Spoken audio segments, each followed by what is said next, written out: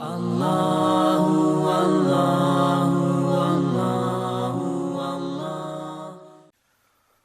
زمر کی آیت نمبر 10، سورہ زمر کا دوسرا رکوع اور 23ویں پارے کا 16واں رکوع۔ اللہ رب العالمین نے ارشاد فرمایا، قل اے محبوب آپ فرمائیے، یا عباد الذین آمنوا اتقوا ربکم، اے میرے بندوں جو ایمان لائے اپنے رب سے ڈرو، للذین احسنوا فی ہذہ الدنیا حسنہ، جنہوں نے بھلائی کی ان کے لیے اس دنیا میں بھلائی ہے، یعنی جنہوں نے اچھے اعمال کیے، اللہ تعالیٰ کی فرمانبرداری کی، ان کے لیے دنیا میں صحت، تندرستی اور عافیت ہے۔ وَأَرْضُ اللَّهِ وَاسِعَةٌ، اور اللہ کی زمین وسیع ہے، اس میں ہجرت کی ترغیب ہے کہ جس شہر میں گناہوں کی کثرت ہو اور وہاں رہنے سے آدمی کو اپنی دینداری پر قائم رہنا مشکل ہو جائے، چاہیے کہ اس جگہ کو چھوڑ دے اور وہاں سے ہجرت کر جائے۔ یہ آیت حبشہ کے مہاجرین کے حق میں نازل ہوئی، اور یہ بھی کہا گیا کہ حضرت جعفر بن ابی طالب، جنہیں جعفر طیار کہتے ہیں، اور ان کے ساتھیوں کے حق میں نازل ہوئی، جنہوں نے مصیبتوں اور بلاؤں پر صبر کیا اور ہجرت کی اور اپنے دین پر قائم رہے اور دین کو چھوڑنا گوارا نہ کیا۔ انما یوفی الصابرون اجرہم بغیر حساب، صابروں ہی کو ان کا ثواب بھرپور دیا جائے گا، بے حساب، بے گنتی، یعنی جنہوں نے صبر کیا ان کو بے حساب اجر دیا جائے گا۔ حضرت علی مرتضی رضی اللہ تعالی عنہ نے فرمایا کہ ہر نیکی کرنے والے کی نیکیوں کا وزن کیا جائے گا، لیکن صبر کرنے والوں کا وزن نہیں کیا جائے گا، انہیں بے اندازہ اور بے حساب دیا جائے گا۔ یہ بھی مروی ہے کہ اصحاب مصیبت و بلا حاضر کیے جائیں گے، جنہوں نے دنیا میں مصیبتیں، تکلیفیں اٹھائیں، وہ حاضر کیے جائیں گے، نہ ان کے لیے میزان قائم کی جائے اور نہ ان کے نامہ اعمال کھولے جائیں گے، ان پر اجر و ثواب کی بے حساب بارش ہوگی، یہاں تک کہ دنیا میں عافیت کی زندگی بسر کرنے والے انہیں دیکھ کر آرزو کریں گے، یعنی جنہیں دنیا میں عافیت ملی، تکالیف سے بچے رہے، وہ کل بروز قیامت اہل مصیبت کو دیکھ کر تمنا کریں گے کہ کاش وہ اہل مصیبت میں سے ہوتے اور ان کے جسم کینچیوں سے کاٹے گئے ہوتے کہ آج یہ صبر کا اجر پاتے۔ قل اے محبوب آپ فرمائیے، انی امرت ان اعبد اللہ مخلصا لہ الدین، مجھے حکم ہے کہ اللہ کی عبادت کروں خالص اس کا بندہ ہو کر۔ وَأُمِرْتُ لِأَنْ أَكُونَ أَوَّلَ الْمُسْلِمِينَ، اور مجھے حکم ہے کہ میں سب سے پہلے گردن رکھوں اور اہل طاعت اور اخلاص میں مقدم اور سابق ہو جاؤں، جو عبادت کرنے والے ہیں، اخلاص والے ہیں، ان میں سب سے میں آگے ہو جاؤں۔ اللہ تعالیٰ نے پہلے اخلاص کا حکم دیا جو عمل قلب ہے، جس کا تعلق دل سے ہے، پھر اطاعت کا حکم دیا جو اعمال جوارح ہے، جس کا تعلق جسم کے اعضاء سے ہے۔ چونکہ احکام شرعیہ رسول سے حاصل ہوتے ہیں، رسول احکام شرعیہ کو پہنچانے والے ہیں،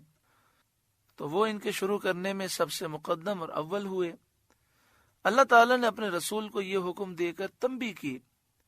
کہ دوسروں پر اس کی پابندی بہت زیادہ ضروری ہے، اور دوسروں کی ترغیب کے لیے نبی علیہ السلام کو یہ حکم دیا گیا۔ قل اے محبوب آپ فرمائیے، انی اخاف ان عصیت ربی عذاب یوم عظیم، بالفرض اگر مجھ سے نافرمانی ہو جائے تو مجھے بھی اپنے رب سے ایک بڑے دن کے عذاب کا ڈر ہے۔ کفار قریش نے نبی کریم صلی اللہ علیہ وسلم سے کہا تھا کہ آپ اپنی قوم کے سرداروں اور اپنے رشتہ داروں کو نہیں دیکھتے جو لات اور عزا کی پوجا کرتے ہیں، آپ ان کی رعایت کریں اور آپ بھی اس دین کی طرف آ جائیں۔ تو ان کے رد میں یہ آیت نازل ہوئی، قل اللہ اعبد مخلصا لہ دینی، آپ فرمائیے میں اللہ ہی کی عبادت کرتا ہوں خالص اس کا بندہ ہو کر، فاعبدوا ما شئتم من دونہ، تو تم اس کے سوا جسے چاہو پوجو۔ یہ تحدید و توبیخ کے طور پر فرمایا، یعنی اس میں ناراضگی کا اظہار ہے کہ تمہیں جسے پوجنا ہے پوجو، تم اپنا انجام دیکھ لو گے۔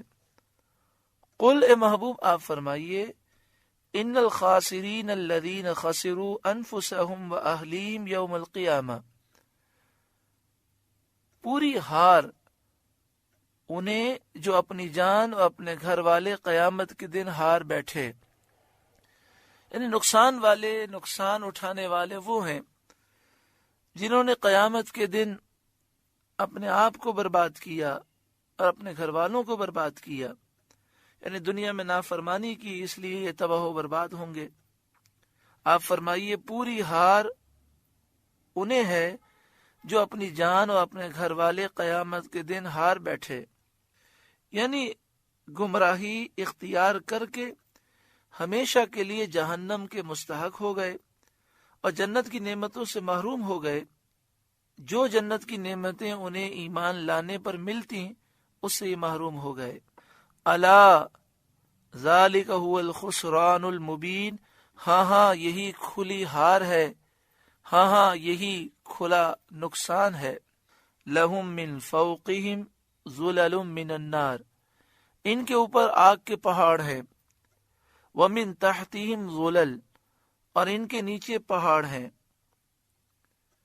یعنی ہر طرف سے آگ انہیں گھیرے ہوئے ہے، جہنم میں آگ انہیں گھیر لے گی۔ ذالک یخوف اللہ بہ عبادہ، اس سے اللہ ڈراتا ہے اپنے بندوں کو کہ ایمان لائیں اور گناہوں سے بچیں۔ یا عبادی فاتقون، اے میرے بندوں تم مجھ سے ڈرو، وہ کام نہ کرو جو میری ناراضگی کا سبب ہو۔ والذین اجتنبوا الطاغوت ان یعبدوها، اور وہ جو بتوں کی پوجا سے بچے، وانابوا الی اللہ، اور اللہ کی طرف رجوع لائے، لہم البشرا، انہی کے لیے خوشخبری ہے۔ فبشر عباد، تو خوشی سناؤ میرے بندوں کو خوشخبری سناؤ۔ کن بندوں کو؟ الذین یستمعون القول، جو کان لگا کر بات سنتے ہیں،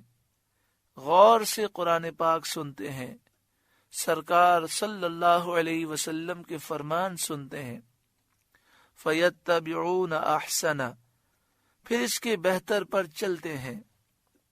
جس میں ان کا فائدہ ہے، بہبود ہے۔ اولئک الذین ہداہم اللہ، یہ ہیں جن کو اللہ نے ہدایت فرمائی، وَأُولَئِكَ هُمْ أُولُو الْأَلْبَابِ، اور یہ ہیں جن کو عقل ہے۔ حضرت عبداللہ بن عباس رضی اللہ تعالی عنہما نے فرمایا کہ جب حضرت ابوبکر صدیق رضی اللہ تعالی عنہ ایمان لائے تو آپ کے پاس حضرت عثمان، حضرت عبد الرحمن بن عوف، حضرت طلحہ، حضرت زبیر، حضرت سعد بن ابی وقاص اور حضرت سعید بن زید آئے اور ان سے حال پوچھا۔ انہوں نے اپنے ایمان کی خبر دی، یہ حضرات بھی سن کر ایمان لے آئے۔ ان کے حق میں یہ آیت نازل ہوئی، فبشر عباد، میرے ان بندوں کو خوشخبری سناؤ۔ حضرت صدیق اکبر کس قدر خوش نصیب ہیں کہ آپ کی دعوت دینے پر حضرت عثمان، حضرت عبد الرحمن بن عوف، حضرت طلحہ، حضرت زبیر، حضرت سعد بن ابی وقاص اور حضرت سعید بن زید ایمان لائے، اور یہ تمام صحابہ عشرہ مبشرہ سے ہیں جنہیں نبی اکرم صلی اللہ علیہ وسلم نے ایک ہی نشست میں جنت کی بشارت عطا فرمائی۔ 10 صحابہ جنہیں نبی اکرم صلی اللہ علیہ وسلم نے ایک ہی نشست میں جنت کی بشارت عطا فرمائی، انہیں عشرہ مبشرہ کہتے ہیں۔ ان میں 4 خلفاء ہیں، حضرت صدیق اکبر، حضرت فاروق اعظم، حضرت عثمان غنی، حضرت علی، اور یہاں جن کے نام لکھے ہیں حضرت عبد الرحمن بن عوف، حضرت طلحہ، حضرت زبیر، حضرت سعد بن ابی وقاص اور حضرت سعید بن زید، یہ بھی عشرہ مبشرہ میں سے ہیں۔ آگے ارشاد فرمایا افمن حق علیہ کلمۃ العذاب، تو کیا وہ جس پر عذاب کی بات ثابت ہو چکی نجات والوں کے برابر ہو جائے گا؟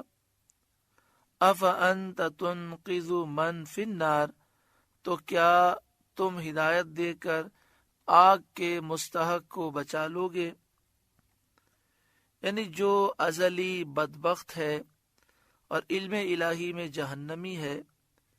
کیا تم اسے ہدایت دے سکتے ہو؟ حضرت عبداللہ بن عباس رضی اللہ تعالی عنہما نے فرمایا کہ مراد اس سے ابو لہب ہے اور اس کے لڑکے ہیں۔ لیکن الذین اتقوا ربہم، لیکن جو اپنے رب سے ڈرے اور انہوں نے اللہ کی فرمانبرداری کی، لہم غرف من فوقها غرف مبنیہ، ان کے لیے بالا خانے ہیں، ان پر بالا خانے بنے ہیں، یعنی جنت کے منازل رفیعہ جن کے اوپر اور عرفہ منازل ہیں، یعنی جنت کے اعلی محلوں میں وہ ہوں گے۔ تجری من تحتها الانہار، ان کے نیچے نہریں بہتی ہیں۔ وعد اللہ، اللہ کا وعدہ، لا یخلف اللہ المیعاد، اللہ وعدہ خلاف نہیں کرتا۔ الم تر ان اللہ انزل من السماء ماء، کیا تو نے نہ دیکھا کہ اللہ نے آسمان سے پانی اتارا، فسلکہ ینابیع فی الارض، پھر اس سے زمین میں چشمے بہائے، ثم یخرج به زرعا مختلفا الوانہ، پھر اس سے کھیتی نکالتا ہے کئی رنگت کی، زرد، پیلا، سبز، گرین، سرخ، لال، سفید، قسم قسم کے رنگ کی، گیہوں، جو اور طرح طرح کے غلے۔ ثم یہیج، پھر وہ کھیتی سوکھ جاتی ہے، فتراہ مصفرا، تو دیکھے کہ وہ پیلی پڑ گئی، سرسب و شاداب ہونے کے بعد پیلی پڑ گئی۔ ثم یجعلہ حطاما، پھر اسے ریزہ ریزہ کر دیتا ہے۔ ان فی ذلک لذکری لأولی الالباب، بے شک اس میں دھیان کی بات ہے عقل مندوں کو، جو عقل مند ہیں ان کے لیے اس میں نصیحت ہے، جو اس سے اللہ تعالی کی وحدانیت اور قدرت پر دلیلیں قائم کرتے ہیں ان کے لیے اس میں نصیحت ہے۔ سورہ زمر کا دوسرا رکوع مکمل ہوا۔ اللہ تعالیٰ اس رکوع کے نور سے ہمارے قلوب کو روشن فرمائے۔ اللہ اللہ اللہ